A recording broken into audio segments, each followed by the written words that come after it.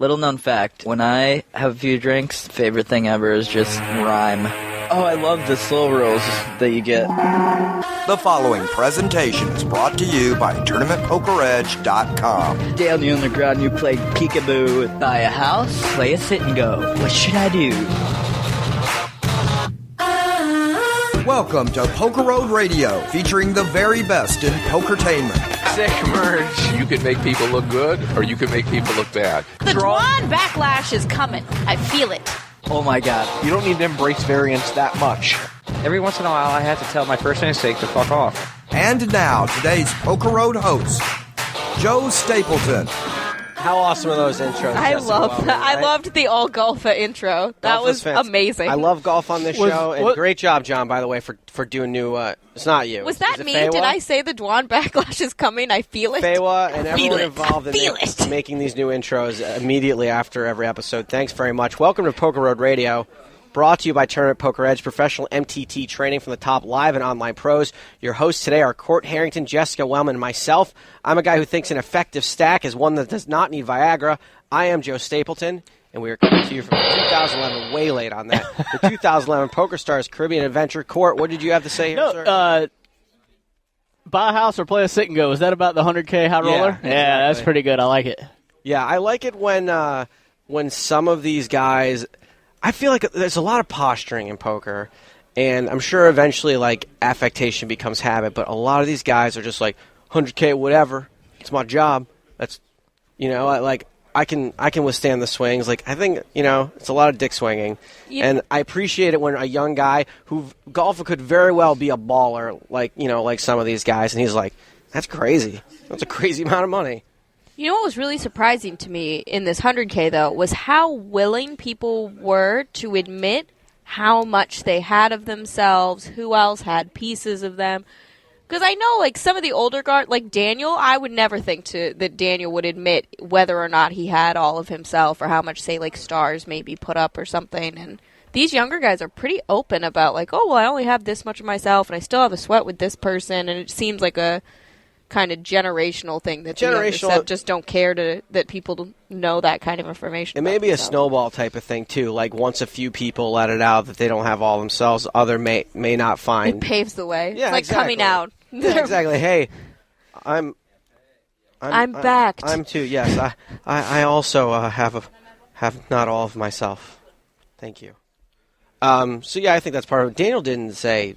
You're just using him as an example. No, I'm using it like Ivy. You would never ask, or even someone like guys like that. Gavin will admit that he's back, but you don't really know the details. These guys are willing to put out percentages and that kind of thing. It's always a dicey question too. Like I want to ask that question because I think the poker audience in general has developed also and evolved to the point where like they're like, okay, like just having Daniel Negreanu on a show like. Isn't that interesting anymore? But we're like, who are you backing, or what piece of yourself do you have? This is stuff like, we're dealing with educated poker audiences now, and I think that there's more of an interest in that sort of thing. But it's something I'm not comfortable asking all the time. Yeah, we did ask when Eugene won. We asked him kind of in the little media scrum. We were just like, hey, do you mind saying how much you have? We know Nick had 5%, you swapped. How much do you add to yourself? And he's like, oh, it's not a problem. I had 50% of myself. Yeah, I think he answered that on this show as well. I can't remember. One of them did, at least. Anyway, we've got we're doing a little bonus show here, in case you guys couldn't tell. This is our second show of the day here from the PokerStars Caribbean Adventure. It is day 1B, and we, earlier on an earlier show, we did not have a chance to go over yesterday's super high roller action as well as day 1A of the 10K main event. So we'll be getting to that in this show. We've got a bunch of emails. Court and I are going to try to plow through. Jessica, too. She's going to help us get through some of those. That sounded way wrong. Court and I are going to try to plow through Jessica. Well, what do you think? No? Am I drawing dead? It's the internet. Anything can happen. We can do anything we want on this show. It's not like we're going to lose our mainstream advertisers. Hey, Tournament Poker Edge is squeaky clean organization. Yeah, Tournament Poker Edge and be like, can we have more of that plowing stuff? Because we just had 1 million signups.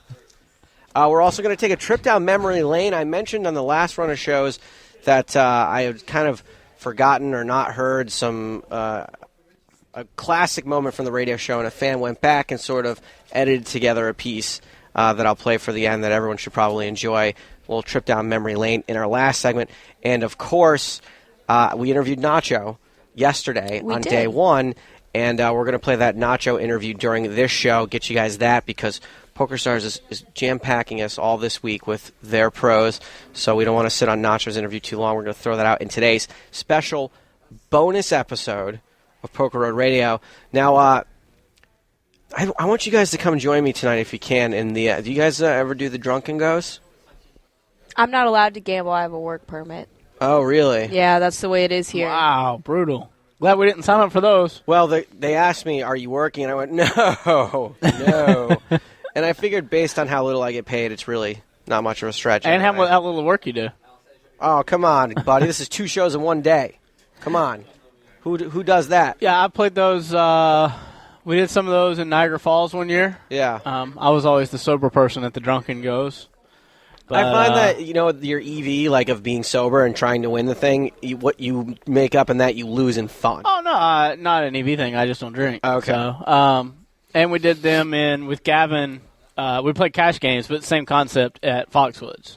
Oh, I heard about these because I heard that my boss at the WPT was the one getting it in good and losing every poor guy. Poor old Jeff was the only person that lost. Gavin doubled everybody up numerous times. Yeah, that's usually me, the one but guy. Then he stacked Jeff off. Poor Jeff. Yeah. Well, luckily I've been, fortunate enough in my time in poker to have befriended Dan Goldman, who is like the number 3 employee of PokerStars of all time. Like, he's like the 3rd guy that was ever on board when that site was going on. So he doesn't work for them anymore, but they're pretty good to him here. And so when he's in charge, then we get our own table. We decide what the rake is. We decide what the stakes are. Sometimes we decide halfway through we want to start doing rebuys. And it plays like a cash game the way you tip, because you just buy like a stack of whites and everyone's just throwing money at the dealer all the time. Usually one person tips and then the rest of the table joins in. Pretty fun. I played with Victor Ramden and my agent Dan Frank, of course, and I met this guy who I hope becomes a more permanent fixture in poker. I hope he's around a little bit more. Brandon Steven. I don't know if you guys are familiar with him or not. Yeah, he came in 10th in the main event. Came in 10th in the main event, but he's not a guy that the 10th place is. The man's very successful. He's a wealthy man, and he is just a really cool dude as well. He threw a huge charity event in Wichita a couple months ago where Joe Cata and Victor Ramden and my agent went, and both Joe and Victor, I thought they were joking, say it was the most fun they've ever had. Apparently the Stevens clan is like a big deal out in Kansas, and they partied in Kansas City and Wichita, and the guy is real serious about poker. He wants to play in the big game. I think he's good. He's good for the game, right, Court? To have these guys with money outside of poker. Sounds like he's great for the game. I got to know him a bit at Festa, where he actually I think he bubbled that final table yes, too. He did. Got like 11th or something, but he seemed really nice. He's a real nice dude, and he just wants to hang out and have fun. And he knows, that he's not such a great player, and he doesn't care. And sounds like he's doing all right to me. Yeah, absolutely. Really fun times with that guy. I hope maybe we can have him on the show because he is a fairly interesting guy. So remember an earlier show, Court, today I said that someone had hijacked a thread, and then we did that Phil Hellmuth story or whatever. Well, I got real upset after this that the forums have been dead lately, the Poker Road forums, and I went to the voicemail line, I went to the emails, and everything's dead. And it's the holidays, buddy. People are doing other stuff. They're not dead. They feel fine. What is that? That's a quote from something. Monty Python and the Holy Grail. Oh, Ben Liv Bory enjoys Monty Python. That was a weird southern accent in there, too. No, the holidays are over, Court. It's like January 10th, right? It's January 9th. Come on, the holidays are over. And so I started a thread, which maybe I was a little too harsh, but it was called Where the Balls Is, Everyone. I'm going to read it for you now. I'm down here in the Bahamas cranking out new shows, making $50 a day and spending $100 a day on fucking water alone, and these forums are deader than an Arizona judge. WTF. No one has questions about anything going on in poker right now? No one has a response to anything I've said on the shows? WTF. WTF, AWDT, FTP. What the fuck are we doing this for then, people? Start a thread, write an email, leave a voicemail. I've got a good mind to not smell any of you later. Just kidding, your humble servant, Stapes. Do you think that'll light a fire under their asses? John Vuong, has there been any postings on the forum since then? I'm sure someone said too soon. Yeah. Apparently John V. Agreed, John V. Too soon. Wow, maybe Jimmy Fricke will chime in and it'll have got the attention of everybody in the forum. There was a reason behind that, Jessica. Yeah, I want to light a fire. I want people to get fired up. You want them to get angry at you and boycott the show? Whatever. That's fine. The 12 listeners we have, I may lose a few of them after a joke like that. I don't know what to tell you. I made an EPT Auschwitz joke yesterday. What can I do? I'm trying to get people fired up. Yeah, everybody just kind of let that one slide. Yeah. Not too soon. That happened a long time ago. Except that's going to air in tomorrow's show, so I don't know why I even said that. Something to look forward to. That's right. Anyway, before we take it to break, really quick, I want to again mention the Bluff Awards. How many more days are they open for? You don't know? Managing editor of Bluff Magazine, Jessica Wellman. I think that it's going to be in the March issue. So How long can people vote for? I don't know. All right, well, the Bluff Awards are still open. Don't forget to go vote for the Poker Beat, of course. Support the Poker Road family, Amanda Leatherman. And I think the Big Game is the best poker show on TV, and I think our staff and crew needs to be recognized. If you guys want to go vote for the Big Game, please go do that. Also, don't forget the Poker Road League. There's a chance Stapes may play in it. It's at BroadwayTables.com. All the tournaments are limit hold'em, $33 buy-ins, tons of extra money given away. And, of course, let us not forget, Tournament Poker Edge. And, Court, we're tracking down some of these guys, right? We're trying our best. There's a lot of people here at the Bahamas. Yeah, we're going to get either Casey or Ryan Franklin or Sean Hendrickson. Isn't that his last name? Hendrickson, yes. Sean, who won. I thought he was kidding. Sean is a friend of mine, and one day IM'd me a hand history and a link. And the hand history was that he had quads and someone made bigger quads, and I was like, wow, that blows. Then the link is Sean Hendrickson wins the Bad Beat jackpot on UB. He won like $125,000. So sign up for Tournament Poker Edge, and they'll teach you how to win the Bad Beat jackpots. Yeah, I don't know if we can really back that claim up, everyone, but maybe there'll be a Casey Big Dog's Pocket 5 Jarzabek video about how to win the Bad Beat You jackpot. love that guy, don't you? Casey Big How Dog do you Pocket not 5 love Jarzabek? Casey? No, I like Casey too. He's a nice guy. You just like his name, though. Casey Big Dog Pocket 5 Jarzabek? That's the one. Absolutely. Love his name. Anyway, Poker Road Radio, got to take a break, but when we get back, we're going to have lots more stuff. Back after this.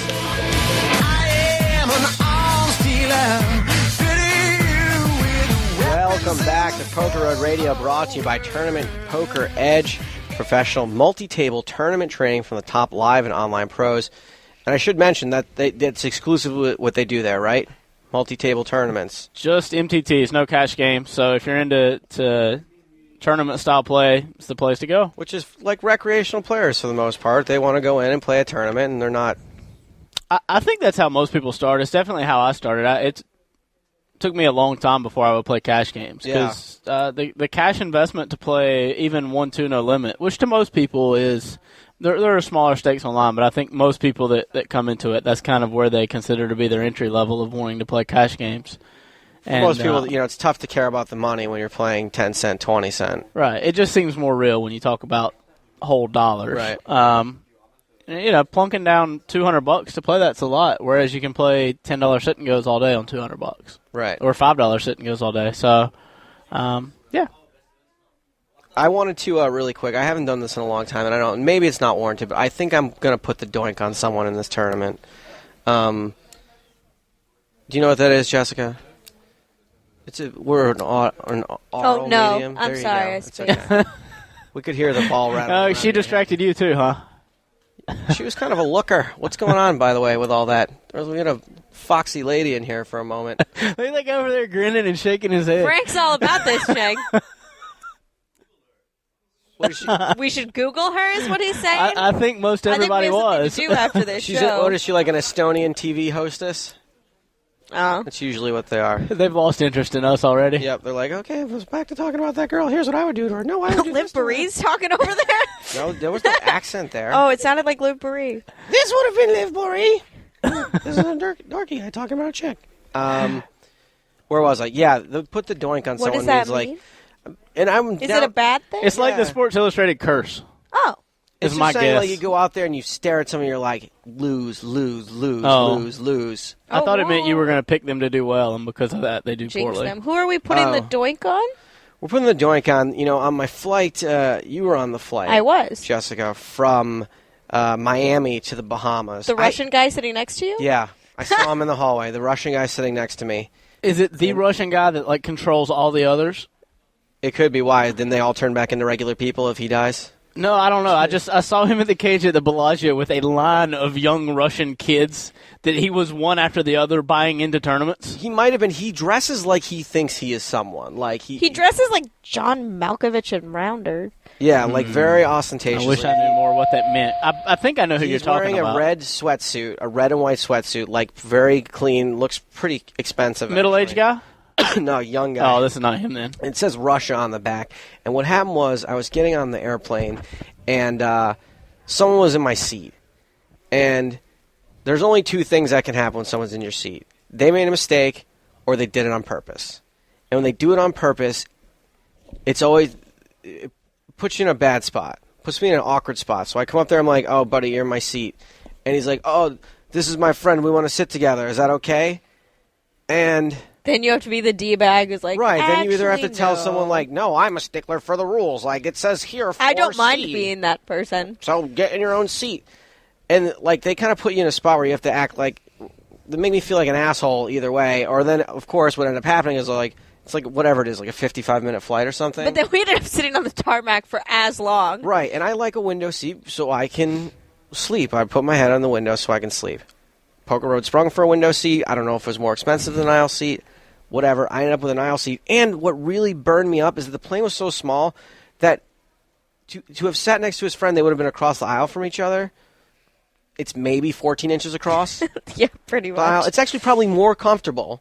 Right. To be the aisle width away from your friend. To talk to them so you're not right in their face. Yes, you're not locking lips every time you both go to say something at the same time. And, of course, I totally pussed out, and I was just like, yeah, fine, I'll take the aisle. But you know what? In the end, I'm going to doink the shit out of that guy now. That sounded wrong. We've got plowing and doinking. Not boink. What's next? There's a difference. They're different letters. There's a little line in the middle of the D to make it a B. That's the penis. That's how you go from doink to boink. Doinking is different. Do you think that's doink-worthy or no? Sure. It just made me remember the Russian invasion. I guess it's been... I think they're those here. Pesky Russians? They've come here. Well, they disappeared for a while. They were around the year of the great Christmas story. Kravchenko spurned them on. What now? I love the crease. We won't do the full version because we've talked about it at least twice before, but we were playing cash games at the Bellagio, and Mike Schwartz, who is a friend of PokerRoad, we were playing 5-10 no limit, and he went to make a call on the river, and he was kind of holding the chips out over the pot, and the Russian guy he was playing against says, Christmas! As the mic is about to call, which it was a Christmas gift that he gave him. The way the hand played out was, I don't remember it exactly, but we've detailed it heavily in the show, but just the way he said that, and the table banner that had been going on before and then made that a catchphrase for a little while. Well, that guy's probably here. Maybe that's the guy that I'm trying to doink. No, Valerie was a nice guy. Valerie was the closest we could come to understanding his name. I'm sure it's not even close, but that's what you get when you get a Russian and a redneck trying to talk to each other. Well, where was I with this? I have no Jessica, idea. help me out here. Tell me where we were going talking about doinking and boinking. Me and Huff have a real problem with a-hole travelers in general. The guy that tries to get up a few aisles before the plane disembarks. You know that guy? Yeah, he runs up and then he's standing. It's all crowded. Nobody can move because he's standing in space that's not his space. Right, exactly. And then he maybe, I think the all-time record is getting 3 rows up. And what I hate is then those people, they rush off the plane and they've checked a bag, so they're standing in baggage claim anyway, waiting. Yeah. You know, if you're somebody like me, you're traveling with no bags and you're just in a huge hurry to get off and beat the rush to get out of the airport, it's still not okay, but it's better. But if you're in a rush to wait at the next place, why? Think ahead just a little bit. How come they don't? They used to, if you had a close connecting flight, they would ask them to wait and let those people get off first. Yeah, I haven't encountered that in a while. Not in years have I encountered. I think maybe because of how good the computer systems are. I think that most of the time they hold the plane for you either way now. Oh. Yeah. If they know you just got there. In Detroit, they did not do that, and I had to run. And Detroit airport's it was a mile and a half But whatever, continue. So All right, poker. let's talk a little poker here. Let's talk about the super high roller that concluded yesterday.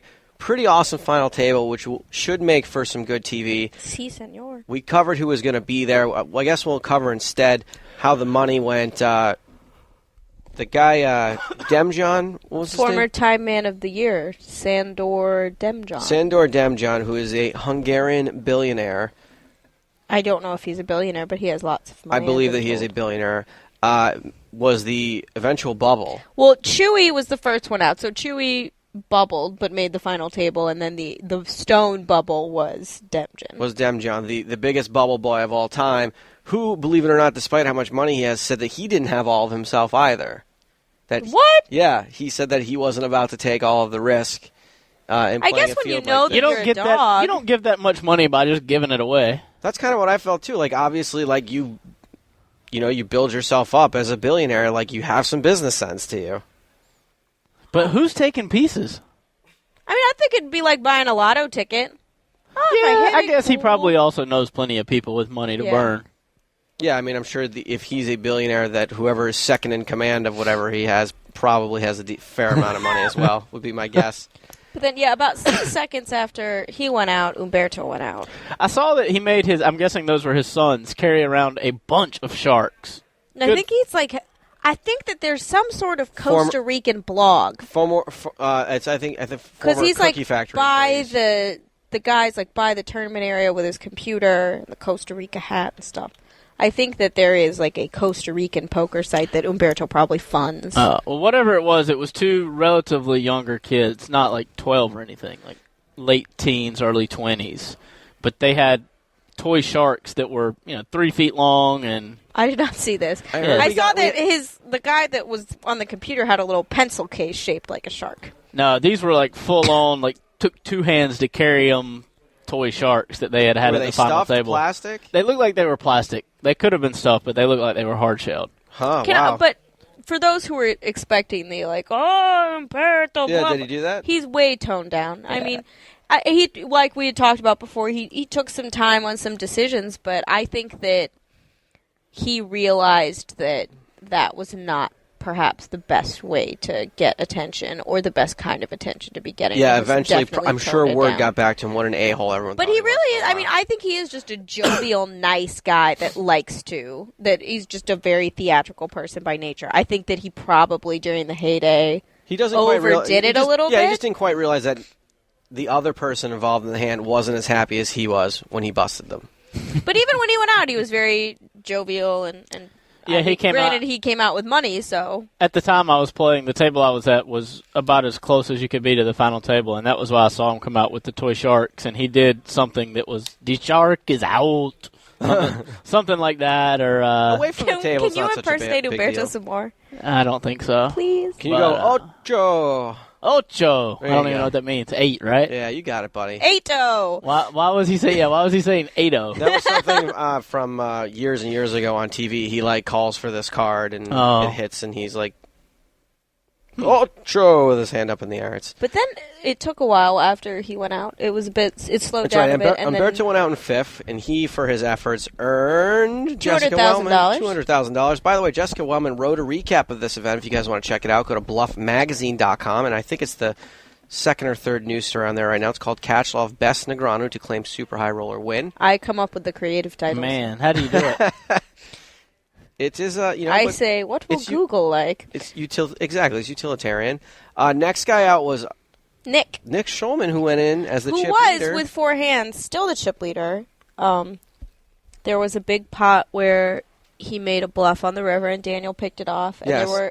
every time he and Daniel tangled, it seemed like Daniel was getting the best of him. I was actually sitting there when those couple hands happened, and Daniel, when he called with ace deuce on the river, looked at me because I make fun of him on television constantly. For calling all the Yeah, time? why would you ever try to bluff Daniel? And I actually kind of felt like what had happened a few hands before that, Jessica, you were there as well, I think, where Daniel turned a set of fours.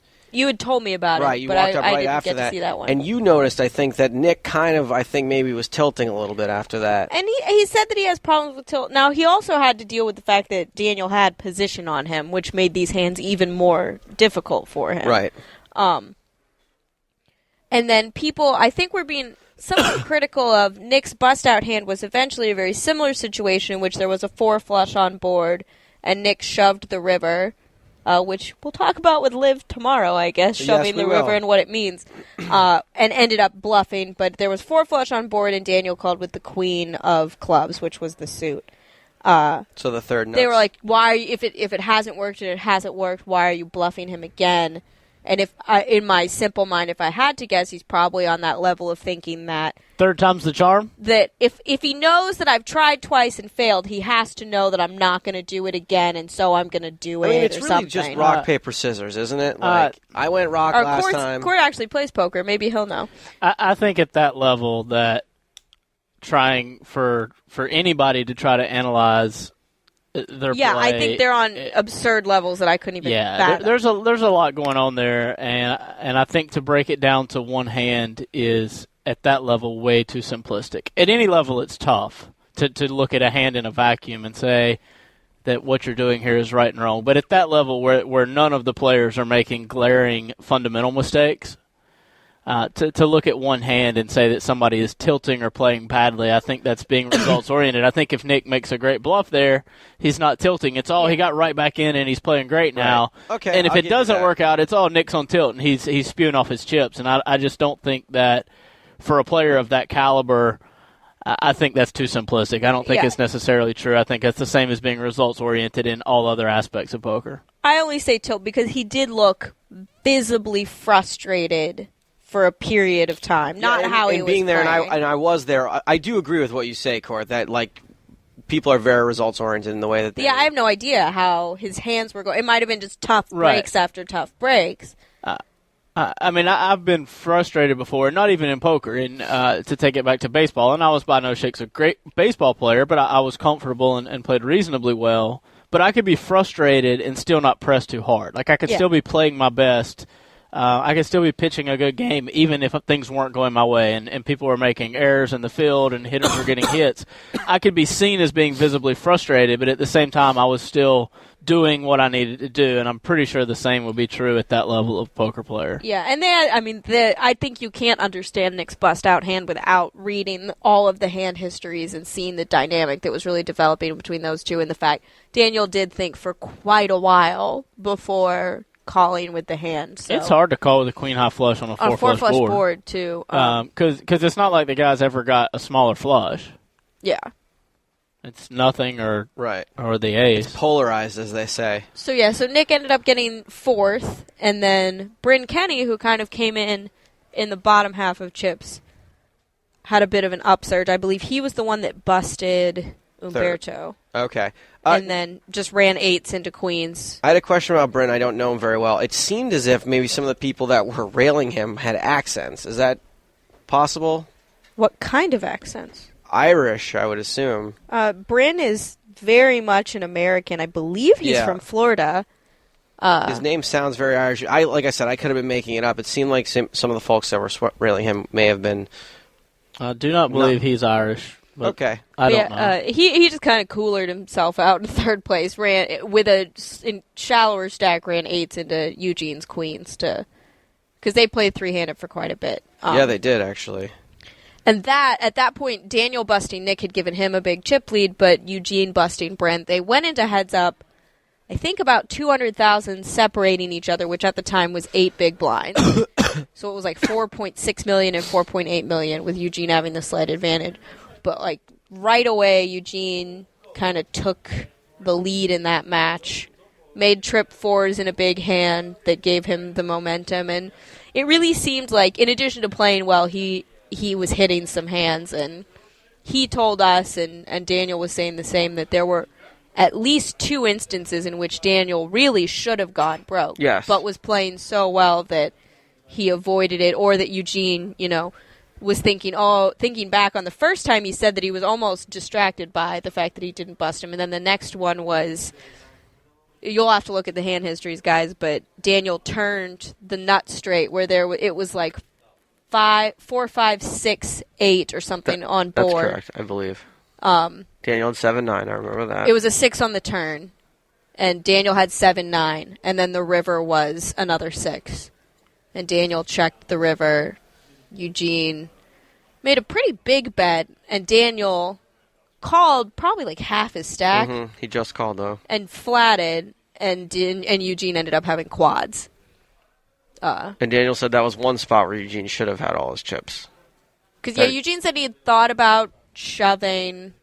We kind of were joking that you should play worse and get that set in on the turn and just hope for the best. And there were a couple ways that hand could have played out, but Daniel managed to not raise the river. If you just hold over somebody and heads up, you're going to win. I mean, picking up hands and, It was a very good heads-up match overall, I thought. They played for a long time. It lasted a lot. I mean, there were a lot of times I think people were kind of thinking Daniel was unfortunately kind of down for the count, and we were all kind of waiting around for him to either double up or lose. But that did not happen. I was really impressed. I thought Daniel fought really hard compared to where a lot of people probably would have gone broke in a couple different spots or gotten frustrated or just at one point he was so short. He was 8-1 at disadvantage at one point in time, doubled up again, and then had he won the last hand, it would have been like a 3-1 disadvantage, and he would have been in much better shape. And he was poised to win the last hand. He got it in good, right? Yeah, he did get it in good. 5 versus 4. That's real good. And that's Eugene as good hit as a it 4 gets. the turn. Now, I don't want to say this, but Gary Gates blames me for Daniel's loss. Gary Gates works for PokerStars, used to work for Poker News. That's does right. Special events for them. Now, what happened was when I saw it was 5s versus 4s, I was like, just put a 5 out there and just make it. And he's like, oh, no. If you're ahead, you can't call for a card. Daniel's going to lose now. Sure enough. Way to go, Stapes. 4 on the turn. Now, I think it's his fault for saying that, personally. Yeah, you didn't know it till he told you. It doesn't count if you don't know it. Exactly, right? Exactly. So anyway, congratulations to Eugene Kachalov, though. I, of course, was rooting for Daniel, but Eugene's a real nice dude. Can we talk about, really quickly, how immensely underrated Eugene Kachalov is? Him and Sean Buchanan are two people that I'm just like, these people... They have a similar temperament, though. They're both really quiet, really low-key. Yeah, I think that's part of their strength, though, is that you may not really count them as someone you're really worried about. The people that know. Yeah, maybe in a bigger tournament. In that 100K, everybody knows that Sean and Eugene are stellar. Nobody there doesn't know who they are. Yeah. I just, the way the two of them play, I really admire a lot. And big props to Daniel, because he may have not won this event, but he did claim first in something else. That's right. Daniel has once again surpassed Phil Ivey in the all-time tournament money winners list, live tournaments. 14.1 million to 13.7. When you get up to where you're talking about winning your money in 100K buy-in tournaments, though, does that change it at all? Change what?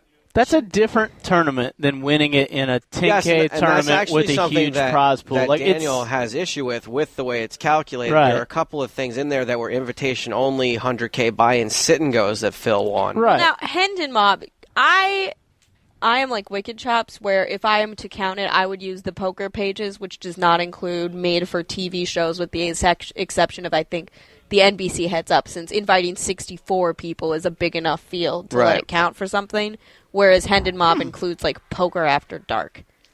Yeah, that's interesting.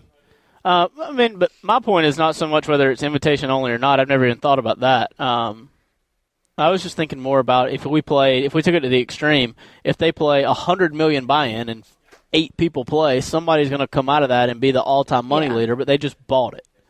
It's almost the same thing as going on eBay and buying a bracelet. You've just bought it. When we were revamping our Player of the Year system, it's a valid point. At Bluff, it was the question was, especially with so many of them now, how do you deal with these high roller events in terms of weighing the accomplishment? Because yes, you're playing against theoretically a tougher field, but you're also, some of these guys were getting, like Sorrell and Justin Smith, were getting points equivalent to winning a 5K or some of the smaller 10Ks for beating a field of like 17 people. Yeah. And in my mind, even though it's an accomplishment, it's not anywhere close to winning a Bellagio event on the Right, so what did you guys WGT. do to adjust that? We're tinkering with it. We haven't officially announced it. I've been told that the multipliers are going to be changing a little bit, and I believe that we're probably going to start putting some stipulations on minimum field sizes for things. That makes sense. again, so the $1 million six-man sit-and-go that But I I mean, talked about 38 last night. people in the 100K, I'm sure we're going to count this one because I mean, really, if you get 27, that's when you start talking about it being a really interesting high roller. I mean, and this is sort of like playing results. Phil is perfectly capable of playing this event also had he wanted to. And this is no knock on Daniel or this particular tournament. Right, it's just but it's at some point you get to the extreme, and maybe I agree 100 with you. maybe 100K is not that point. But if 100K tournaments are successful, it won't be long until there's a $250,000 tournament. Well, there's already rumors of one they're trying to get together in Monte Carlo, and that one's going to get, 10 people, and 2 people are going to get paid, and it just seems to me, I'm with you, that it's not the same as winning a big event and picking up $1 million. Even though, I mean, it's certainly a good accomplishment, but even Eugene wasn't able to say that this was better than winning 5 Diamond. He didn't say that winning 5 Diamond was better either necessarily, but he's just like, they're just 2 completely different things. It's and totally to try to different, compare yeah. them is It's just different. impossible. It's a total money thing for sure in this particular case. Should be a great TV table. I'm excited to see it. We got Nick Schulman and Eugene, of course, and Daniel's always good TV. And then Nick guy, stayed. Yeah, Nick busted and came back to watch Daniel Eugene. said that some guy that was sitting near Nick, I don't know if he was affiliated with him or not, was kind of heckling him. Oh, that's jacked up. Yeah, and which I thought was weird because you don't get a lot of that. You know what I mean? People are pretty respectful for the most part, and I was kind of thought it was a black mark for poker when someone acts like an idiot. Or it's a sign that poker's coming into the sports world. Yeah, coming in. If a football player, they're going to get heckled no matter what they do, That's or right. a baseball player, or whatever. So maybe tomorrow some guy will throw batteries at a poker player, and then. The one guy, Demjan, who is the one no name at the table, is a very interesting the time guy. man of the mirror, the one no name at the table. Yeah, but I mean, come on. The amateur. Let's call him the amateur. No, let's call it that. Anytime there's a guy at the table with a couple of consonants in a row, people are just going to assume he's a no name. Okay, that's all I'm saying. Having said that, he's a very interesting guy. So I'm saying the one person who's a no name as far as poker's concerned ended up being a really interesting guy. So I will be pretty excited to see that one on TV. Really quick, just some things. Day one's here. Biggest PCA ever. I don't know the official. Last I heard was 1547 total players. What is it? 1560. 1560 says Julio Rodriguez from cardplayer.com. Oh, and we've got the prize pool Madeline information Harper. right Boom. here. First is $2.3 million. Total prize pool, $15.1 million. how many players does that represent? 32 players are going to get paid. With the Why are smallest we payout being incrementing $15,000. 15,000 6 times over? That's just the way they do it. Oh. That's right. 1,560 players, $2.3 million for first, $1.8 for second. Top 4 finishers all getting 7 figures. Everyone at the final table getting at least $200K. That's pretty cool. And look at that. There's the same amount of difference between first and place in this event as there was in the 100K. Which I No, don't there know was what a that 500. means. Isn't that 500,000? Oh, you're right. Math hard. 1,500 is a lot of players for a 10K event that's not in the States.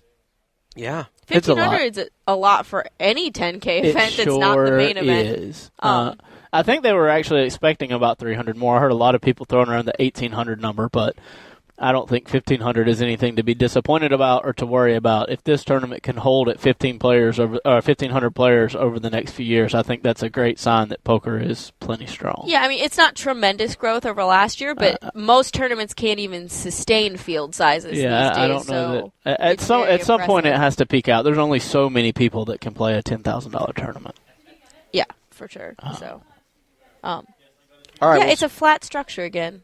That's the thing that I find funny is 2 years ago, the winner got $3 million, even though there were less people, so they're paying more. I'm a big fan of the flat structures. $2.3 million is enough for anybody, right? I think so, too. I think it's good for everybody. It keeps the money flowing around. It keeps more people cashing. It keeps the people that cash getting a little bit more. I mean, instead of getting, you can knock that 15,000 down to 12 and add another, a couple 100,000 up towards the top. But why? I think it serves the poker economy much better to have it at the bottom than at the top. Yeah, I'm just being selfish because as writers, I always like to say like a $3 million big prize is just, you see 2.2 and 2 a lot. To have 3 really draws headlines more. I think 2.3 is pretty good. Yeah, I don't think anybody it's a huge reading amount of money no matter what. I don't think any of your readers will even notice the difference between 2 and 3 million if you don't know the truth. Huh. I might be wrong.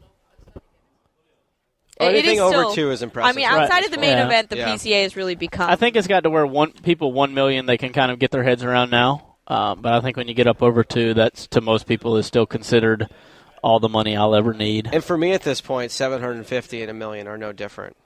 I think it's a big difference. I mean, on the WPT, we've noticed this year that we just haven't had a lot of people. We haven't had a lot of $1 million winners this season, if any. I think Bellagio Cup might have been a 7-figure payday. Yeah, it's been mostly like 7 and 800. Yeah, I know. I'm aware of the fact that we aren't hitting 1 million. I think once you get over 1 million, you're probably right that they kind of start to blend together. But 7-figure first place prizes these days are not that easy to come across. So Man, it's hard to believe because in 2006 they all were huge.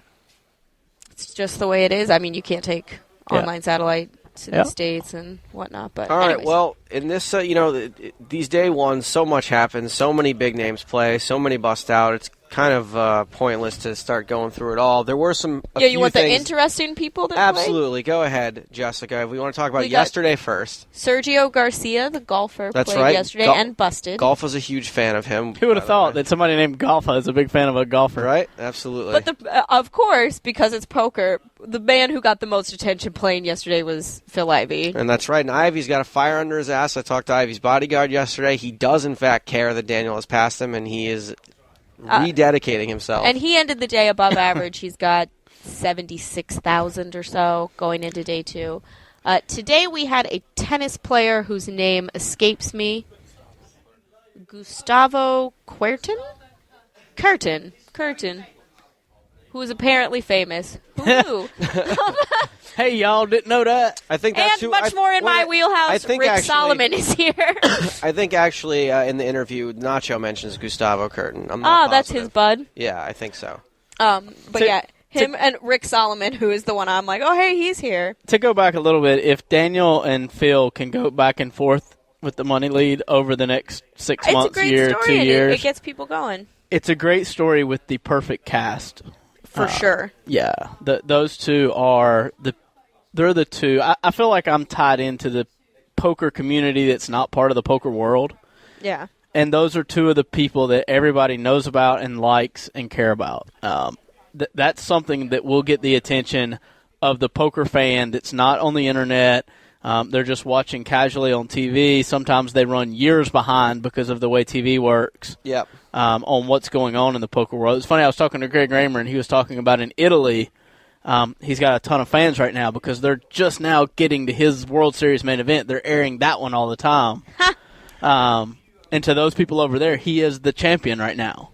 I think Dario stopped him in the hallway earlier for an autograph. Yeah, I think if Phil and Daniel can go back and forth with this a little bit, it may draw some of those people into like the more current happenings of poker and get them even more fired up about it, which is great. For sure. Today, probably twice as many players as yesterday. Ryan D'Angelo is already over 6 figures. This is exactly what happened last year. He jumped out to a very big lead early on. He said that this morning. He said that he likes to accumulate chips early, and that he's very good at accumulating them early. Yeah. He's doing well. Jennifer Tilley is doing very well. David Benjamin. I saw... Who else had a bunch of chips that I saw? Tommy Vitas had a ton when I was in there. Love Tommy Vitas. He's actually one of my new favorite guys in poker. He's a nice guy, actually. He doesn't... looking at him, I wasn't sure that me and Tommy would hit it off. But he kind of looks like a DB. I'm not going to lie. Yeah, he definitely has that look. But once you talk to him for just a minute, you realize he's just a nice guy. He's super nice. I like just to put a little reference to it, starting stack is 30K, so 100K is over 3 times starting stack. And Peter DeCorver, who won Monte Carlo in Season 5, is Day 1A chip leader. He ended with 243.6, I believe. So that's a lot. The benchmark. We had 6 people end with over 200,000 chips. That's a lot. And we had people that were close. You know, Owen Crow's pretty close. He's got like 215, and Owen's one of those people like Ryan that he just either has all the chips or he's out. That's just his style. My boy Joe Cata finished yesterday with over 100,000 in chips. There were a lot of people who ended with a fair amount of chips. Yeah. Of the day, of 647 who played, 272 made it on to day 2. So today, I'm guessing you'll probably have 550, 600 people survive, and we'll have 800 people or so starting tomorrow. And that's where the real poker starts. Something I was really sad about yesterday is that Vanessa Selfs went bust. She's either out day one or at the final table. Yeah, she's one of those two. Still to this day, she has not responded to my requests. I just want to go to dinner, a movie, anything, Vanessa, if you're out there. Is she in the room right now? Fantastic. No, is she gone? I just saw spiky hair. Sorry. Anyway, I was doing the same thing, though. I was looking around. Now she's. I think Vanessa said that about herself, though, that she is the one who either busts in the first 3 levels. There was a guy at the bar the other night that looked exactly like her, and I couldn't stop making jokes about it. Like, everyone who walked up, I'm like, hey, did you know Vanessa Selfs was here? And I felt I was definitely making fun of him more than I was making fun of her because... Why are you admitting this on the radio right now? That I was making fun of a guy? Never mind. She has a great sense of humor, first of all. She Vanessa really does. Selfs She's very nice. So I'm not really worried about that. But still, I don't know what I have to do to get her to respond to my request for a date. We could go for coffee, whatever. She's like my new favorite player. I think she's great for the game. I'm very sad that she busted from the tournament, but I think now I'm finally going to get that interview with her. I told her, I grabbed her, pulled her aside yesterday, I said, Vanessa, I've been dying to interview you on PokerRoad Radio. Hopefully she's going to come on and she'll finally respond to me. I'm just going to ask her out point blank because I think I deserve that. Why are you looking at me funny? Matt Harper is giving the most distressed look to... And she keeps trying to correct us as we pronounce names wrong and get facts wrong, but we just ignore all that. Well, Jessica gets nothing wrong. No, I've gotten lots of things wrong in the past 10 minutes, including that tennis player. Curtain? Like, draw thee? Make a dress out of? Guchev Curtain, right? Gustavo. Close enough. All right, kids, we got to take another break, but yesterday we were fortunate enough to interview Jose Ignacio Barbaro, otherwise known as Nacho. We're going to play that interview for you guys right now. PokerRoad Radio, back after this. Welcome back to PokerRoad Radio, brought to you by Tournament Poker Edge, professional MTT training from the top live and online pros. Ryan D'Angelo is so excited right now for our guest. Jose Ignacio, quote-unquote, Nacho Barbaro is here. The guy's got $1.8 million in tournament. Barbaro, right? How do you pronounce it? Barbaro. Yeah. Did I say it right? Barbaro. Okay, Barbaro. I always put my accent on the wrong syllable. There is no accent. Grizzly bear. He's got $1.8 million in live tournament winnings. He's won a scoop, 2 LAPTs, back-to-back LAPTs, yeah, in fact, what the heck, man? And an EPT high roller event. He's number 1 on the Argentinian all-time money list, as well as first. That's like one of those I think he got that with his scoop win. Yeah, exactly. But he's first on the LAPT all-time money list, and he's second for the most number of cashes in the LAPT. You're not quite a household name in the U.S. Are you a big star in South America? Do you get recognized? Yeah, I actually get recognized a lot. PokerStars is doing a great job with us, and we're recognized. We're kind of stars. I get to sign autograph where I go. Even when I get into the clubs, everybody recognizes me. So that's it's pretty big. cool. Yeah. I mean, that's pretty sweet that you won 2 tournaments back to back. It's really hard to win a poker tournament, and to just win 2 back to back, that's pretty. You had a feat. pretty amazing year. I know. I work for Bluff, and you were in the running. Yeah, in you our were Player of the Year race, top 5 player, right? most. The latter half of the year. Yeah, at the end I was top 10. Yeah, I won 4 tournaments, and it was bad that they didn't count some of the tournaments I won. Yeah, seriously, you should have more points. I should have more points in my opinion. Oh, you made the final table in the PLO? Yeah, tournament let's air the together, grievances. Right? Let's go. What tournament? Now I'm gonna have to go audit this. I think Sorrell had a pretty big lead that I'm not sure it'll make a difference, but it wouldn't make a difference. It wouldn't make a difference. But I mean, I was I tried to go for it. I tried to play everything I could at the end of the year, and I just came up short. Basically, didn't do anything for the last 2 months. Are you gonna play everything this year again too, and try and? Yeah, I think so. Yeah, I really want to. Yeah, that's good. So you're saying that you're recognized, obviously, in casinos and tournaments, but when you just go out in South America, you're recognized? Yeah, actually, that surprised me the last time. Celebrity status. I went out with some tennis players that are really famous that they get to play poker right now. So they're sports celebrities. Which for players? PokerStars. He's the one guy that won Roland Garros. Okay. Gaston Gaudio. Oh, Gaston Gaudio. Yeah, I watched tennis. I'm big tennis fan, he was to be so good. Yeah. Now he retired though. Yeah. But it was weird because when you get into a club and I mean, they always recognize him, obviously, because you're with him. But then the people, like, all the people came to me and was like, hey, you're the guy from PokerStars. And like, hey, you're the guy from PokerStars. And like, I saw that on the street, but whenever you get into a club and like people start recognizing you, it's like, that was weird. Yeah, that's... Is poker more popular on television in Latin America than it is in the U.S.? I don't know how to compare it, but it's really popular because they have like the two main sports channels. It's going on and on and on, like every day. Like there's poker on every day. Yeah, like mostly every day. That's it's good. big. That'll get you exposure. Yeah, that gets a lot of exposure for all of the team pros over there. So. And the Latin American Poker Tour events are covered down there, right? Yeah. They have a lot of media. Like, I think Argentina is doing like a really good job. Our country manager is really good, and we get like really, really good exposure. Seems like I need to relocate. Well, just wanted to go. I mean, that's a really good question. Yeah, Speaking right, of relocating, is that you won some LAPT events, and granted, the top players in the world are mostly playing in Europe and in America and stuff like that. I imagine the fields are getting tougher now in Latin America. He's like, yeah, they are. He's just saying that so he can continue to win them all. yeah, everybody should stay in the... Stay where you are. Don't come to the LAPT. I would highly doubt the tournaments down there are tougher than the American tournaments, right? They gotta be. They're easier. I mean, if the poker is just like a new thing. Yeah, it's new. It's but you've been playing poker all over the world for a long time now. You haven't been exclusive to Latin America. No. I know, obviously, but I mean, we have to go to the LAPTs, and obviously they're choosy. So we go there and we show. It's so much fun because they're our countries, We're all, sure. Yeah. It's like, and we're kind of.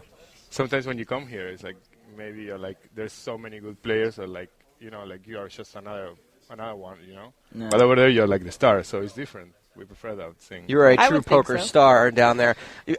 Something I noticed, now Nacho, I met you in Vienna, and I was very impressed. Now, you said that you got recognized, you get recognized in South America, but you have connections everywhere. They were like, oh, Nacho knows this guy here in Vienna. He's got this huge house party. I was expecting, we didn't end up going or whatever, but like it sounded like a real serious deal. We had to use like a password to get in and take a shuttle bus. And how was it that you have scanners? Oh, yeah. Like, you're a well-connected man. Blindfolds. I heard that party was crazy. I don't know why we didn't go. Well, I think we were like, let's just go to the club for a second, and the club ended up being kind of fun. That's always the kiss of death when you go to. Let's just pop in here for a minute. Just like, I'm scared. I don't want to meet new people. I kind of was scared, actually. I was very scared, but like, that can be intimidating. It's a very comforting feeling going out with Nacho, though. I didn't even know. Like, we walked up to the club. His accent's very soothing. It's just like, we'll be fine. There was a line. There was a line of people, probably like 30 people deep, waiting to get in. They see him. They just open the velvet rope. They're like, right this way, everyone. We just immediately went inside. Big timer coming. He's like, oh, Nacho. So apparently his reach goes well beyond South America and into Austria as well. Yeah. I guess. And is that just because... So who do you know in Austria? How'd that work? I met those... when we went to play Snowfest, before that, I went to Austria. And eventually I started playing with this guy at the table. He's a super cool guy. He's called Elior Molcho. Okay. And... He owns a restaurant and a couple other stuff, so we get along really good, and we started like partying every night with him. So we get to know everybody in Vienna. That's as a side note. That's another huge perk about playing live poker is you just meet really helpful people. Like I'm just talking just one day at the Borgata or whatever. I'm talking about Red Bull or whatever, and this guy is like a doctor. He's like, "Don't drink Red Bull. Don't do it. It's terrible for your kidneys." I'm like, sweet, I won't drink Red Bull anymore. I mean, you meet a lot of Ryan doesn't people, even go to doctors anymore. He just asks people at poker tables. Just doctors at the poker table. I don't want to believe that, though. No? Let's pretend we didn't hear that. Red Bull is so good. He said 5-hour energy is a good alternative. I was going to say, meanwhile, he probably works for Monster. Yeah. All right. Well, you can maybe stake a claim that the fields in Latin America are a little bit easier. I don't want to take away from your wins, of course. Yeah. But the EPT High Roller that you won had a pretty stacked field and a pretty stacked final table. Is there like a noticeable difference? Like, how was it like jumping into an ocean of freezing water when you're playing against those guys versus Latin America? And yeah, obviously it's like 20 times tougher, but like.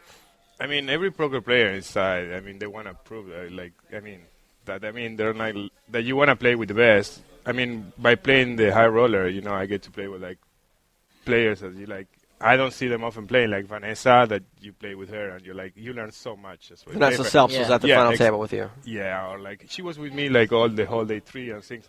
Yeah, so a lot of high-stakes cash players who don't even play tournaments. So you're like thinking on a complete. I've never played one, but I'd imagine it's a whole different game. Like you have to be a lot more concentrated, and every leak that you have is just going to be exploited more so than in a regular tournament. And you're not at a regular tournament. You can kind of stay away from the good players and play with the fish or whatever, and then you sit at a table in a 25K, and you're like just an average player. So Nacho, is there a noticeable difference in your style of play versus when you know you're in a weaker field versus a strong field? Do you change your game at all? Yeah, I changed my game. Like I kind of play way tighter than I used to play. Which is the right thing to do. Yeah, exactly. Because otherwise, I didn't want to get too crazy and like play marginals like all the time. Because I know the people is good.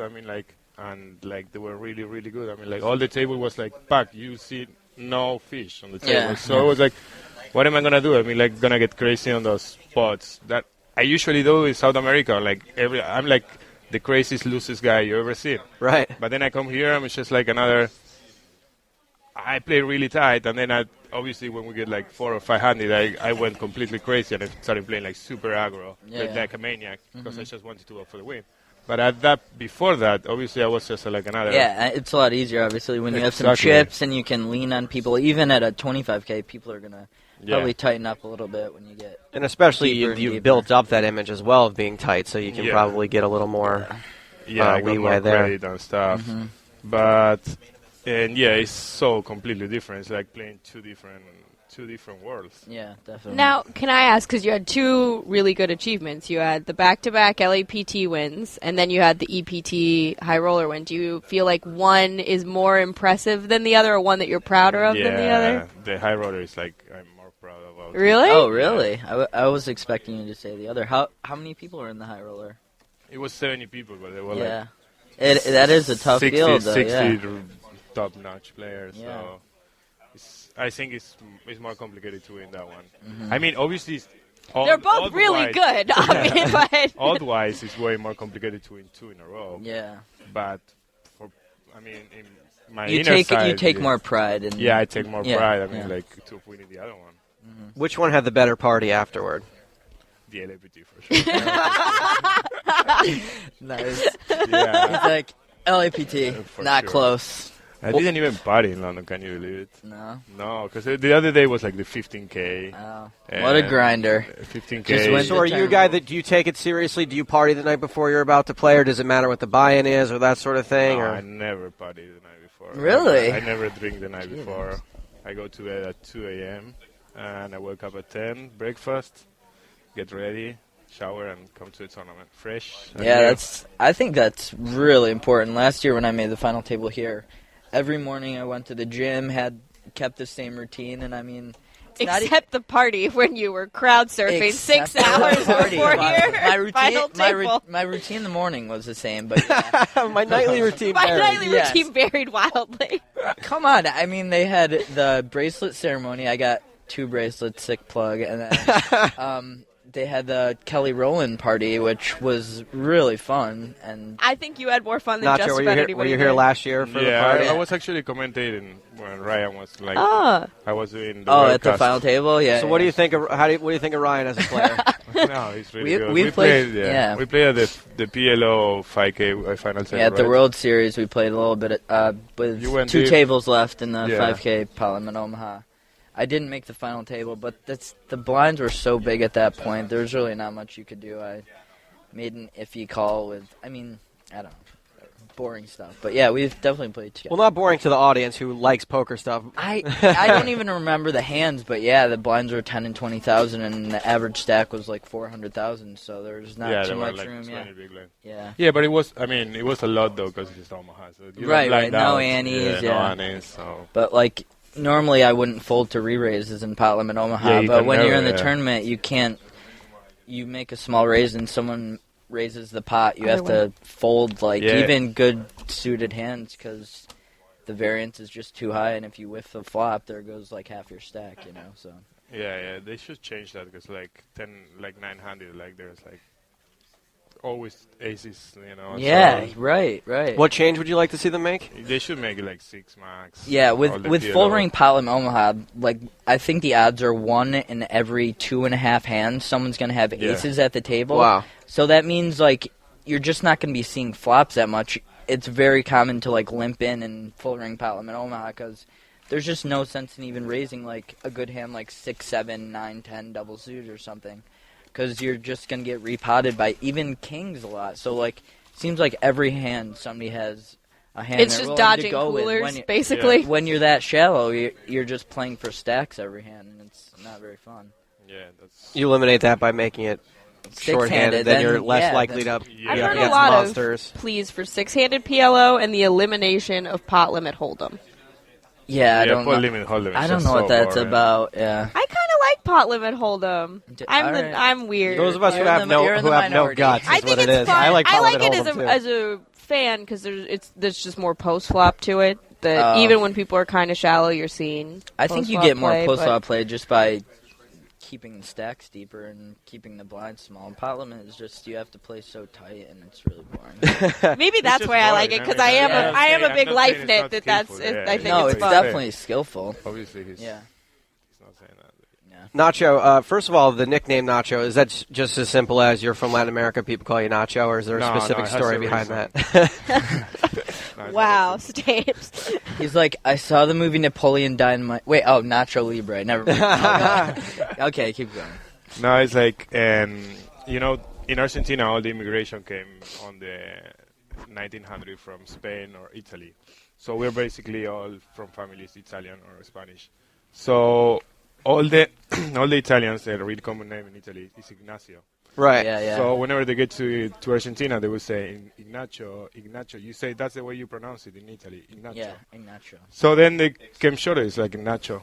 Yeah. Instead of taking. So it has nothing to do with a delicious snack So food. it turned Not from sensitive. NACIO into NACH. Yeah. So it's just like Michael to Mike, Yeah. basically. So every Ignacio in Argentina is called Nacho. Gotcha. Big Catholic Never country, knew.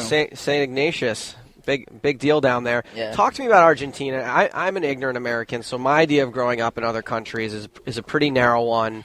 What was it like for you growing up in Argentina? It was amazing, actually. I had a really, really quiet childhood. I grew up in a small town close to the capital. It's like 70 kilometers away. The So it capital was- is Buenos Aires? Yeah. So it was like really familiar, like all houses, no buildings, no skyscrapers. So it's like we get to, hang out with my friends, like do like bicycle rides, like everything we wanted.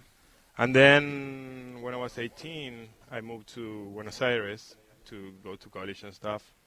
And it was perfect. I loved it. Yeah, I'd love to. What's your family visit background? Like, what Argentina did your parents do? My parents used to have like a company, like I don't know how to say, like a painting and construction company. Okay. And my mom, she's a therapist. Like I don't know how to say that. Psychologist, like no, she deals with like Down syndrome people. And, okay, yeah. Like with like disabilities. Yeah, social worker. What? No, physical. Just It's called therapist, occupational therapist. Occupational there's therapist, sure. occupational That's the way Absolutely. in English, I should Well, say. Yeah, so my mom is like a really those person that is take care of like everybody else except from herself. So yeah, it's that's. Oh. I bet you take care of her pretty good now with some of these Yeah, big so scores. how on earth did you get into poker? Yeah. it In was college or something? No, I was I was living in France because I used to play Magic the Gathering. Yeah. I didn't that's know right. that. I knew Okay. that I'm actually. a Magic freak. Really? Another one in this world. Nice. And yeah, Do you have a Mox Ruby framed in your room at home? No, I don't. I'm not that freak. I know, But- like David Williams and Eric Froelich are big into that. They just went to the World Championships. Yeah, they in still play. Japan, right? Yeah, I just took $400 from Dave. Did today. you? Nice. Today you had a magic match last night. Yeah, no, He's a good Buchanan, player, though, right? He's really good. He's Yeah. he's coming back to the game, and he's like. Yeah. So what kind of deck do you have? No, we just like draft. Okay. Like I used to play that a lot. You know that you bring your own deck and Yeah. you play. Yeah. But that was when I was a professional for 3 years. I traveled around the world. I Wow, was like cool. really, really good at the game, or like the top Latin American player I was. And I get to. Now, did you get into that when you were a kid or in high school? I got there, yeah, college? like when I was 16, 17. Okay. And then I started playing. And then I moved to France, and I was with this guy, Gabriel Nassif. You guys probably know him. It sounds familiar, yeah. Yeah, he's like a really good friend of Elki. And he just started playing. I think Eric Froelich and all those guys, they were already playing online poker on the States. So he went to the States, he saw it. He came to France and he said to me, hey, look, listen, this is going on in America. Yeah. It's online poker. So I watch him play. I'm like, oh, this seems fun. Yeah. And that caught me right up. Yeah, that's kind of how it goes with a lot of people. They play it one time and they're like, wow, we can make money playing a game and control our own destiny and wake up when we want to and travel the world. You really can't beat it. I mean, I still don't see the correlation to Magic the Gathering. I played Magic when I was in high school very badly. I've never played. I don't see the correlation either, though. I was not a popular kid in high school. When you were playing Magic, was that a cool thing to do, or was that you were the outcast of society like I was? Nah, not really. I guess exactly like you were. Yeah, now you show them, though, right? Yeah. Now you're a baller in the club. I guess it's like game-minded, or I might have something to do competitive. It's got to be the competition thing. But it's like exactly the same. I mean, poker is like all situations that are heads up, basically. All the time you're heads up situations in your hand. So it's basically the same. You're heads up playing the same guy. And you have to outthink. You have to tell. They have tells. You're trying to figure out what they have. It's exactly the same. Put it into a different game. So imagine we play that for 5 years. That gives us an edge for sure. Yeah, absolutely. I was never that good at it anyway. How bad do you want to win a bracelet? Like super bad? Super bad. That's the number one goal, the bracelet. I think everybody does. When the World Series comes around, everybody has like a special drive to like play their best poker, at least the pros that I know. And it's just a little bit different than all the other tournaments, all the bracelet events. Exactly. You take it way more seriously. I think we are like, this one has to be like one bracelet. This is like lifetime, and like I think people then after forget who won EPT Season 2 or like... Right, but they know that guy has 3 bracelets, that guy has 1 bracelet. It's like the benchmark for poker players. It's actually the very next line a lot of the time. It's like, oh, have you ever heard of this guy? And you're like, no, like he won a bracelet. Oh. Yeah. Like that's like the very next sentence. You see Leanne tweeting on Poker After Dark, it's like XXX won 2 bracelets. Yep. Blah, blah, blah. Yeah. The high stakes, and then they're like, Eli Elezra plays high stakes. It's always the same answer. Yes, I want to win a bracelet very badly, but I still need to ask it because I'm hoping I'll find the one guy's, whatever. I won 2 LEPTs. What do I care? I wouldn't mind if I win the PCA. Yeah. That would be a decent trade-off. I take PCA. Yeah, that's PCA is as good as a bracelet. Yeah, PCA is pretty big. All right, I had one last question for you. And I read that the dance the tango, actually originated in Argentina. And Ryan D'Angelo, I don't know if you saw the video or not, but he has a long-standing tradition. He's probably not seen the video of dancing. He did a very romantic dance with a wet floor sign. Oh yeah, in Aruba a couple years ago. You know the yellow wet floor pylons that are on the bathroom floors. Sometimes like the yellow, slippery when wet. Anyway. Ryan did like a 4.5-minute dance that someone recorded and ended up on Facebook and YouTube. And I was hoping that maybe you could teach Ryan the tango so he could tango with the wet floor sign next time. Do you tango?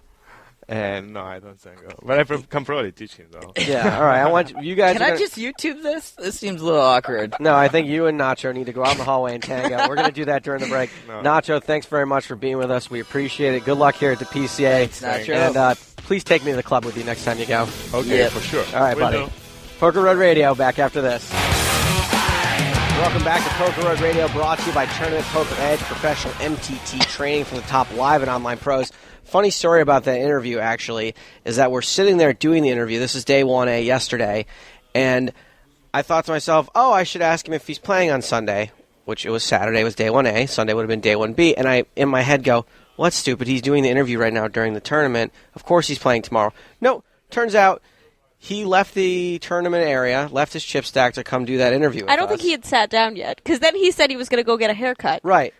I think he went and saw his area, got his chip stack or whatever, and then left again, is the impression I got. Yeah, and they're like, oh, no, it's fine. I'm going to go get a haircut now. Must be awesome. What? I like people like that. No, it's cool, right? It's badass. I couldn't be like that at all, but I have a lot of Respect. I don't know if respect is the right word, but envy of that attitude. I wish I could be like that. I'm like, it's just a $10,000 tournament. I don't mind. Because I'm like that. I'm not even like that if I play a $100 tournament or a $10 tournament. I still want to, get the most out of it I can and play every hand, and to just be carefree about it and wander off to get a haircut. Exactly.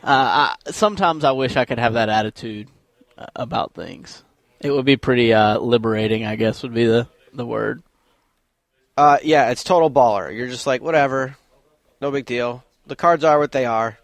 Who cares? The blinds are small. Yada, yada, yada. I wanted to play something to take us out. Now, we don't have time to get to emails today. We're going to handle that tomorrow.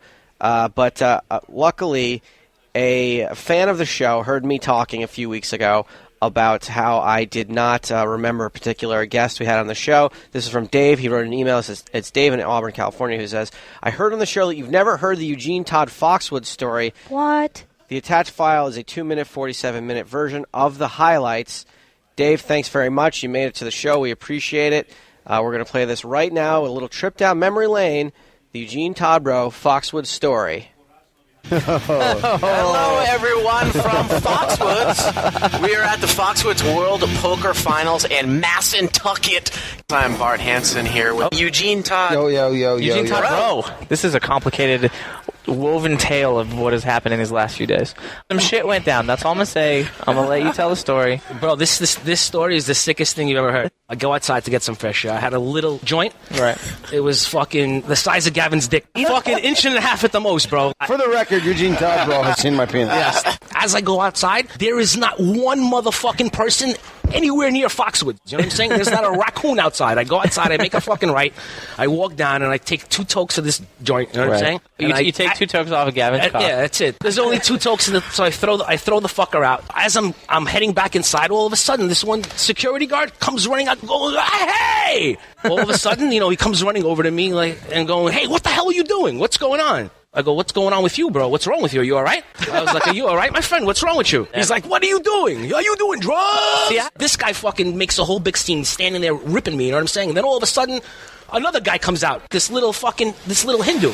What is going on over here? What is happening? What are you doing? Bro, I killed 6 people and there's blood all over me like I'm holding a fucking... I was holding a knife. Now all of a sudden I know I'm in big trouble because these guys actually had walkie-talkies. Now I'm thinking, what the fuck? All of a sudden I'm saying, fuck these guys. I'm out of here. You know, I just decided, you know what? I'm going to walk away and that's it. So I start walking away. All of a sudden these guys surround me like in a circle.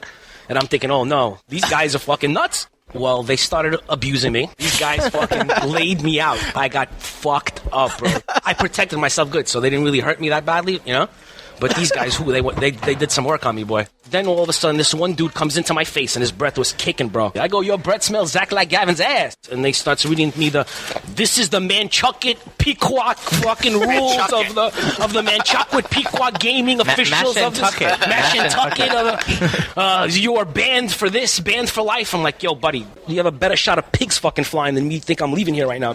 I'm just going to be a fucking idiot and say, "Hey, I just spent $15,000. I'm going to fucking leave because of you." So they let me stay for the night. 9 o'clock in the morning, I had security waiting by my door. Right. They fucking walked me to the cage. I got all my money, and I went home, The worst thing is when I walked into the door, my kids were like, "Yo, what happened, Dad? You're out already?" I was like, "Man, nah, buddy, I'm not out. I got kicked out of Foxwoods, He's like, "What? What do you mean you got kicked? What the hell happened? What did you do, I killed 6 people, and so I blamed it all on this dumb fucking security guard. Now I fucking have to answer to my fucking kids. They fucking put my name in the mud. They slung me in the dirt, kicked me the fuck out of here. Now I gotta explain it to my fucking kids. So I got pissed, What the fuck? Fuck you, bro. Get out. All right, thanks, Dave in Auburn, California. We appreciate it. That was a great story. Yeah, Foxwoods, not exactly the most fun place in the world. I can't imagine them actually caring about that anywhere else. He's outside. I mean, the thing was gone, too. It's not like he was carrying a sack on him. Whatever. It's illegal, bro. What can I tell you? All right, kids, that's all the time we've got for today on Poker Road Radio. Thanks again, Dave in Auburn. Thanks, Nacho. Thanks for stopping by. He's a pretty interesting guy. I'm sure we haven't heard the last of him. Jessica Wellman, thank you. Court Harrington, thank you. John Vuong, thank you. See you tomorrow. And for all the others traveling down the Poker Road, this is Joe Stableman saying, always take the best of it.